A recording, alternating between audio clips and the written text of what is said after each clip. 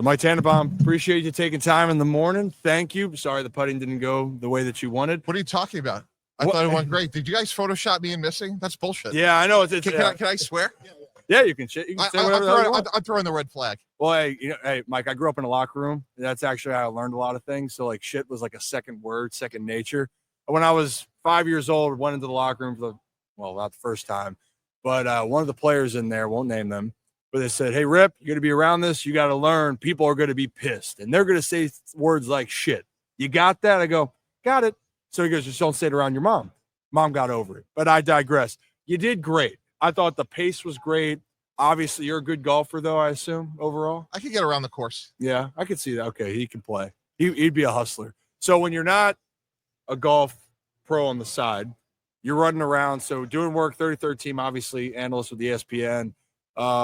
What's your week look like here overall with Radio Row? Yeah, no, I've been media. Yeah, I've been really fortunate.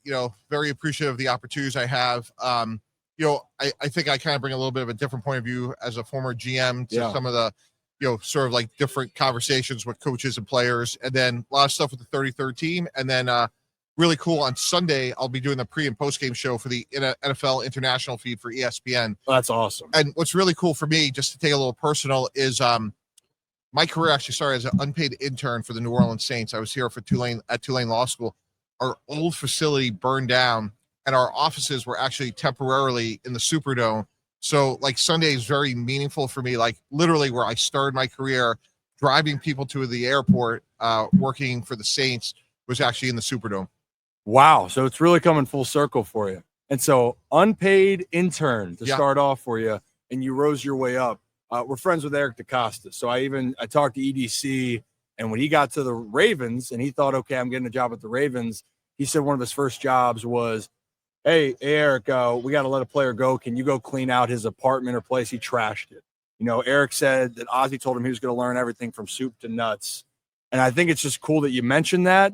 So you got to where you are, but you had to start somewhere. Yeah. Did you have any of those moments where you're like, I don't know if this is going to be for me during those unpaid times? Did you have one of those Eric DeCosta moments? Yeah, I did. And I really greatly admire Eric because he really has worked his way up from, as you mentioned, like the very early stages of where you start your career, never skipped a step, and has richly deserved all his success.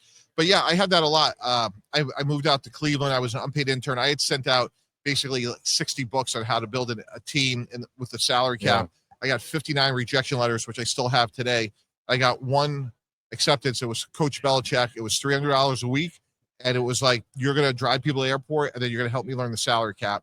And most of my friends were making six figures. I was in debt because I had law school loans and a little bit of a Baltimore connection. That's when I met Eric Mangini, who went on to marry Ron Shapiro's daughter, Julie. There's always a connection. Yeah. That is wild. Yep. And Eric and Julie got married 3 weeks before Michelle and I did. Our first children are the same age, and they have been lifelong friends. I'm telling you, I feel like every time we're down here, it's crazy how small the world actually is, Mike. It really is. Think about this. Yeah, and I know, Ron just had an incredible run with your dad, and a very special relationship. Yeah, he did, and it's crazy, all of that. I guess not to age anyone. I guess now it's approaching almost 25 years. I'm not going to tell him that part, but he knows it anyway. Awesome. I love hearing the journey of it. 69 was the number. 69 rejections that you got. Yeah, it was about that. I sent out 2 to every team, and every coach twice the rejection. Yeah, feels good, right? Yeah. And it only takes one, right? It was like getting married. Like, you could ask a whole bunch. Finally Michelle said yes. So 24 years later, here we are. But yeah, like for me, it was like, choose a job you love. You never work a day in your life. And I knew what I wanted to do. So I was very lucky. And for me, I kind of set my life up in like, I was going to make it in football or die trying. Yeah. And I was just very fortunate that it worked out. And you followed your passion, kept working. It might have been in the short term, might have sucked, especially financially. But here you are now. And you're hanging out. You're going to be a pre and post game for the international side of the NFL on top of it, which that could be a whole different discussion.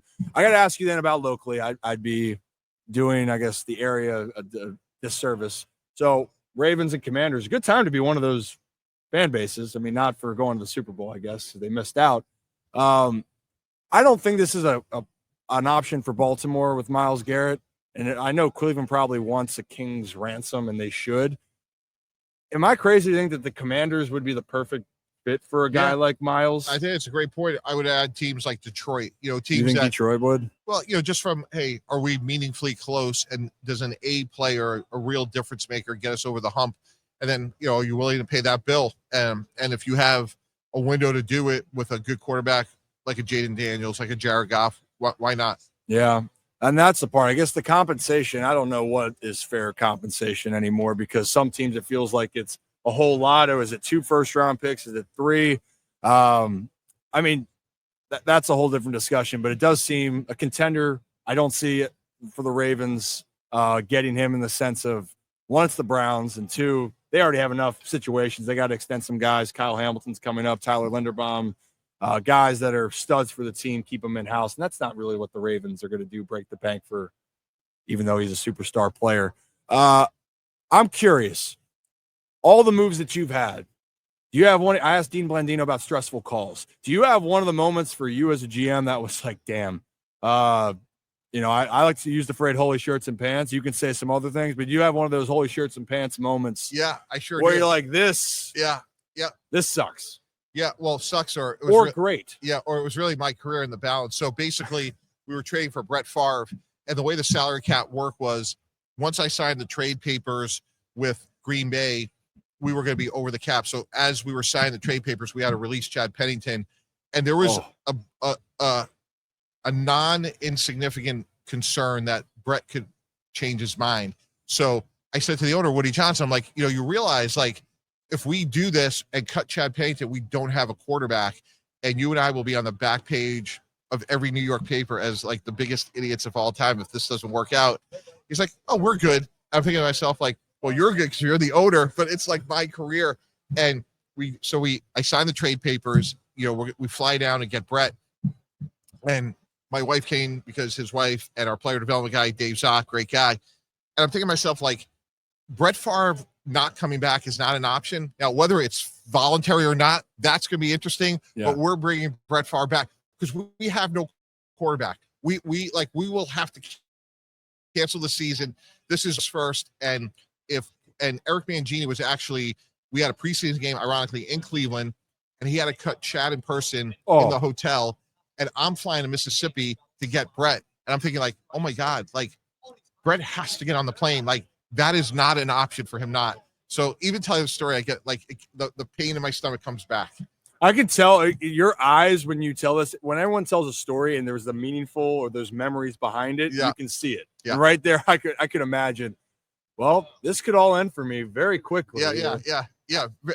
And not in a glorious way. No. It would be, I would just, be put out to pasture, Oh, yeah. See ya. Yeah. What is it with Jets and the Packers connection? Is that just a coincidence, or that's just loving all-time greats as we're moving towards the end of the career? I made a joke a couple weeks ago or a couple months ago on ESPN, like, I'm looking to the 2040 story of when Jordan Love, the aggrieved veteran quarterback of the Packers, requested trade to the Jets. Yeah, I mean, honestly, it just seems like a tradition like no other now. Yeah. Jets are going to acquire one of the Green Bay Packers franchise quarterbacks. I hope the best. I hope the best for the Jets. I hope the best for all of them. I still loved when you were there and dealing with Rex Ryan too at the time too. Yeah. Still love. Let's get a goddamn snack. Yeah. It's still an all-time line. The last thing before I let you go. Yeah. Any moments you have with Rex that stood out to you that were the thing about colorful? The thing about Rex, I always said, we were like 500 to 600 calories away from making a good decision. Like, if we disagreed, I walk in with an emergency venti mocha frappuccino, extra whipped cream. He'd take a couple sips and then he would agree with me. So I knew exactly how to get what I needed in that relationship. Oh my gosh. See, this is what we need to hear more of. I know you're an unbelievable analyst and breaking down, and I love the business side of it because I think it's fascinating, but I also love these stories because they put together, one, how great you are, but then two, man, this whole world, it can be stressful, it can be exciting, but also the memories behind the sports and sports business is second to none. So Mike, I appreciate taking the time. Thanks so much for having me. Really and thank you. Great putting out there, and we appreciate that.